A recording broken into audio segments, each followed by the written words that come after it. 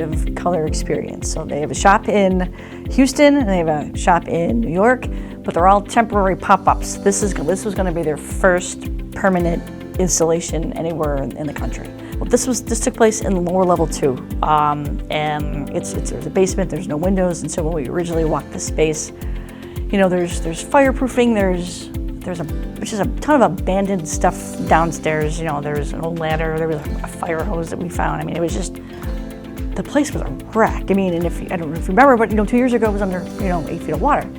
So to come from where it was to where it is today is just spectacular.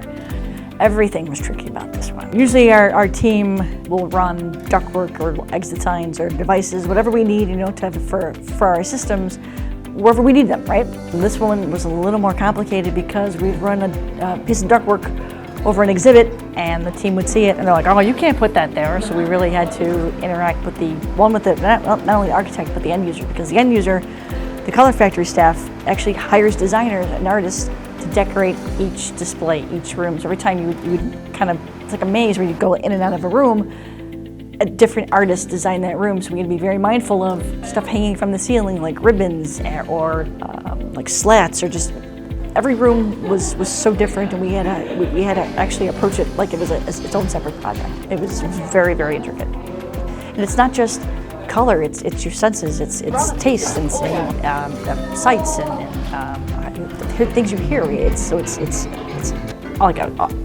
almost like a sensory overload. It's crazy. There's a confetti room that you have to watch out for. There's a room with a raised floor, and there's fans underneath that blow these giant balls just up in the air, and then they're brought back to their exact same location by like a magnet. It's wild. To be honest, I didn't think I would like it as much as I did. I walked in and I was like, myself and one of our engineers walked in because we got to attend the soft open. It's like, oh yeah, cool, let's run through it during lunchtime, let's do it real quick. And we walked in, we're like, oh wow, they did a really cool job. We made sure we took our time and really, really just enjoyed the space. It was quite an experience. We don't just do office spaces. I mean, my team anyway, the majority of our projects are office spaces. And I think it's nice to get outside of that box and contribute to something more than just an office space or just a building. We design an interactive museum, which is nothing we've ever done before.